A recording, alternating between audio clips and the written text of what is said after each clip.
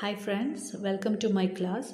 Now we will move to the changes in climate and different reasons and impact of climate change. Today's class will be covering the topics forcing factors and climate changes of the past and today. I want you to do two assignments by next week. The first one is the Köppen's climate classification and the second one is impact of climate change over Mali.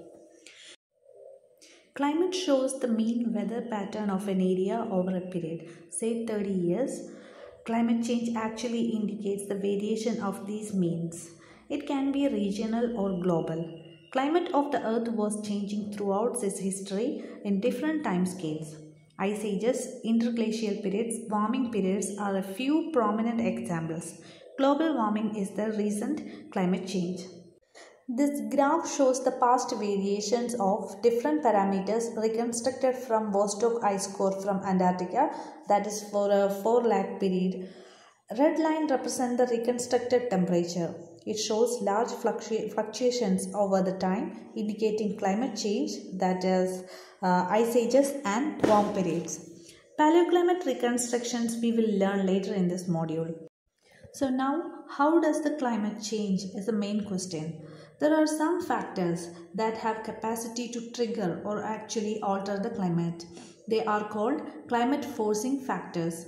Forcing is the physical process of affecting the climate and that lead to climate change.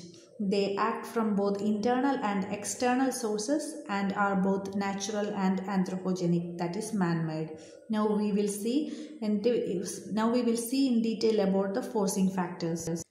As we learned earlier, heat balance is the reason for the mean climate. Any change in the incoming or outgoing energy will alter this balance and will lead to climate change. Insolation can be varied by solar activities and variations in Sun-Earth orbital parameters. Insolation reaching the Earth's surface is controlled by the albedo of the Earth, which is controlled by the aerosols in the atmosphere, land usage, etc. Similarly, greenhouse gases are responsible for changes in the outgoing long-wave radiation. We will now see the role of Sun as a climate forcing factor. Solar irradiance is not a constant. It's a very active star with solar flares and sunspots on its surface. These activities show cycles of different time scale, as shown as blue line in this graph. Solar flares and sunspots lead to fluctuations in the insolation which affect the global temperature, shown as red line, along with many other factors. Role of solar activities is found to be insignificant in the recent global warming. Orbital parameters. This is very important. The distance between Sun and Earth is an important factor for the solar constant value. I hope you have learned it in the last semester to calculate the solar constant. There are three types of movements in the rotation and revolution of Earth that lead to insolation changes. They are called orbital parameters. They are eccentricity, axial tilt, and precession. It was proposed by Milankovitch and is called Milankovitch cycle. These three cycles combine to affect the insolation and thereby the climate. The first and the most important one is the eccentricity. Eccentricity value says how elliptical is the Earth's orbit around the Sun. Eccentricity value changes from 0.068 to 0.000055. Today the eccentricity value is 0.17, which is close to a circle, and the value is slowly decreasing. When the orbit is merely a circular, it gets almost same insolation throughout the year. Now I want you to remember the Kepler's law of planetary motion, the second one. As per the second law, when Earth is close to the Sun, the perihelion, it will move faster and the high insolation period will be short.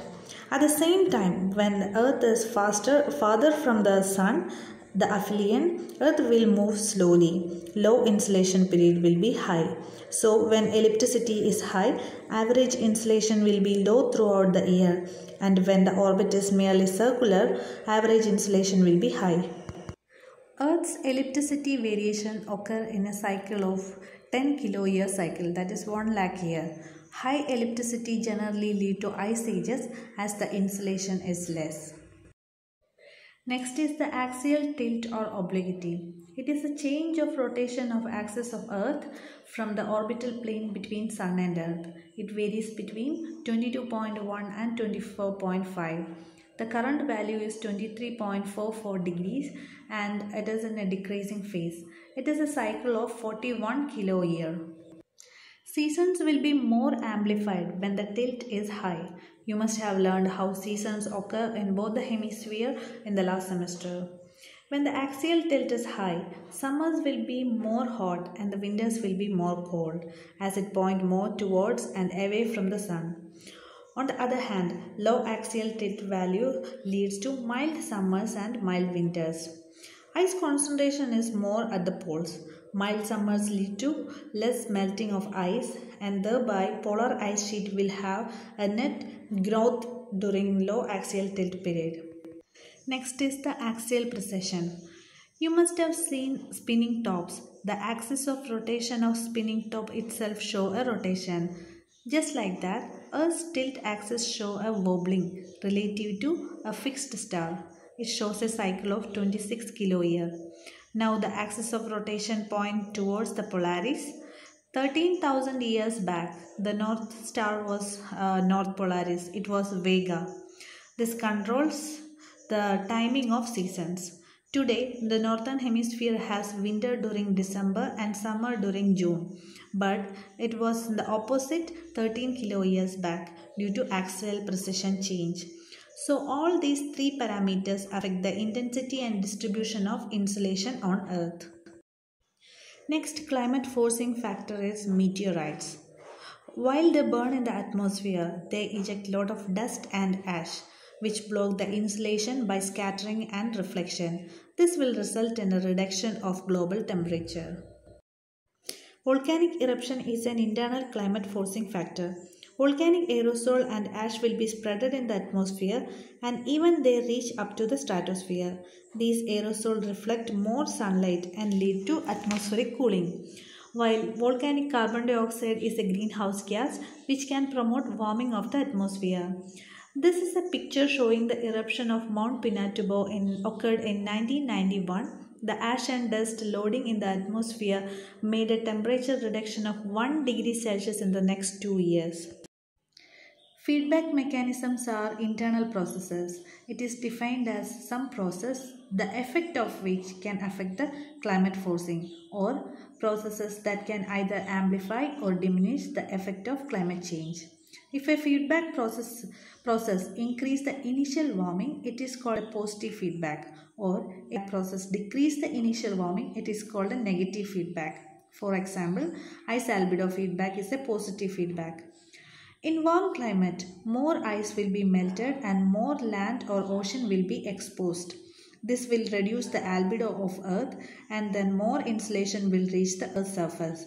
This will amplify atmospheric warming.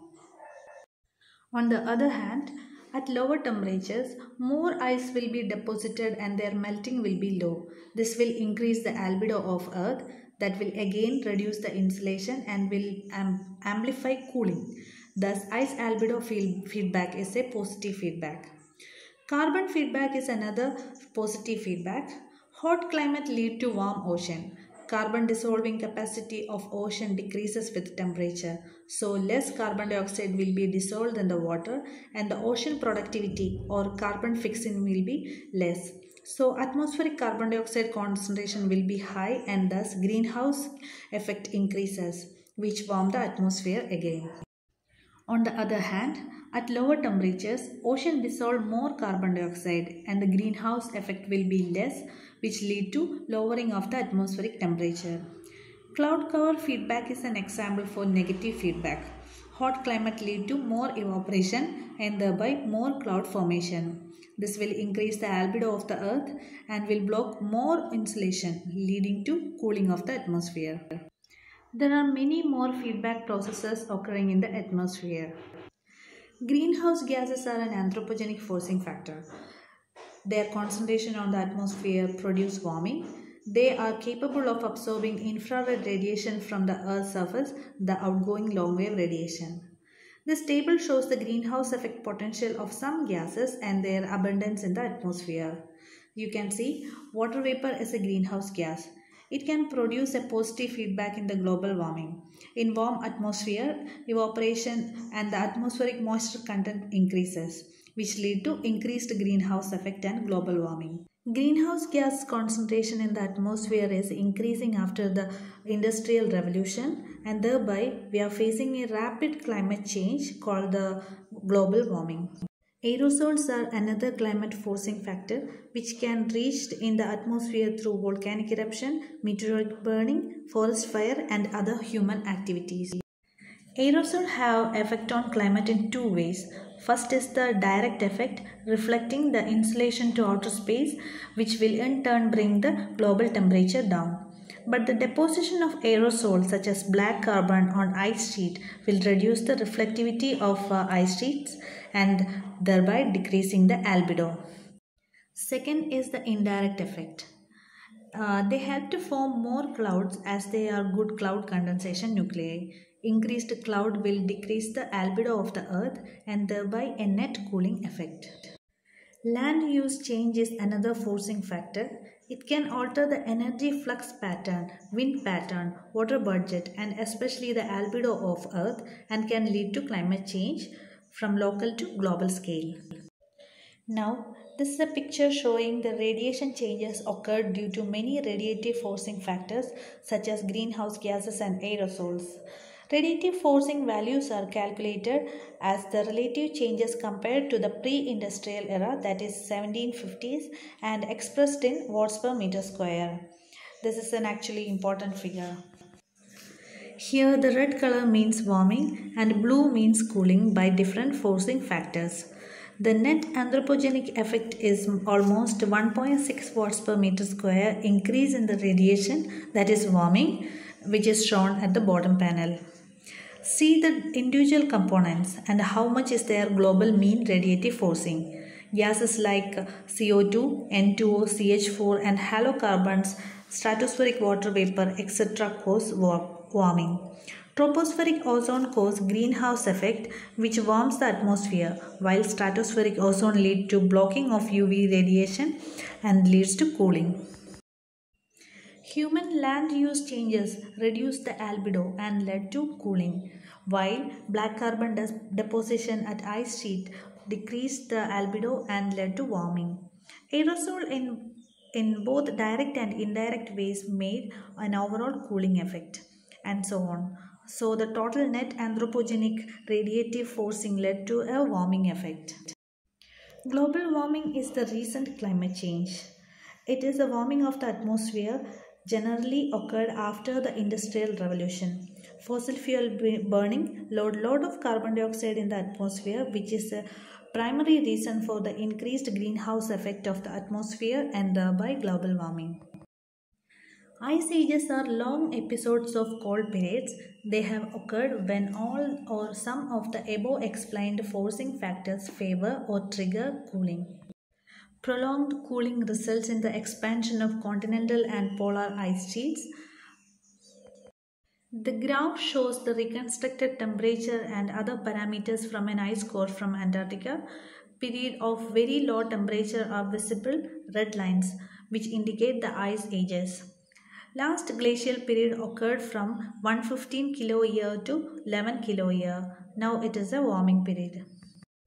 So here it is important to know how do we reconstruct the past climate as we don't have proper observed data beyond almost 150 years. Reconstructing the past climate from some material on the earth which has imprints of past climate is called paleoclimatology. There are many materials on the earth which show some linkages to the past climate. Fossils and pollen grains from sediment cores, old manuscripts, etc. are a few easy examples. If you go into deep, scientists have discovered that different isotopes of oxygen and hydrogen of water has a strong linkage to the ambient climate parameters such as temperature, precipitation, wind pattern, etc. Here are a few examples where scientists use isotope climate linkage to reconstruct the past climate. Ice layers are formed by the annual deposition of precipitation in very cold regions. Layers are formed by the deposition of precipitation, that is snow, of each year. Scientists drill ice cores and separate each layer and measure the isotopic composition of each layer to reconstruct the past climate variables. Air bubbles trapped in the ice layers are also separated and extracted the gases in it to reconstruct the past atmospheric composition. Speleothems are cave calcite deposits, that is CaCO3, which has the imprints of oxygen isotopes of that year's precipitation. Scientists cut and separate each layers of calcite and measure the oxygen isotopes to reconstruct the past climate. Ocean, lake or river sediment cores are drilled and the shell-bearing organisms from the sediment layers are separated and measured its isotopic composition. It also utilizes many other compounds in the sediment layers to reconstruct the past climate.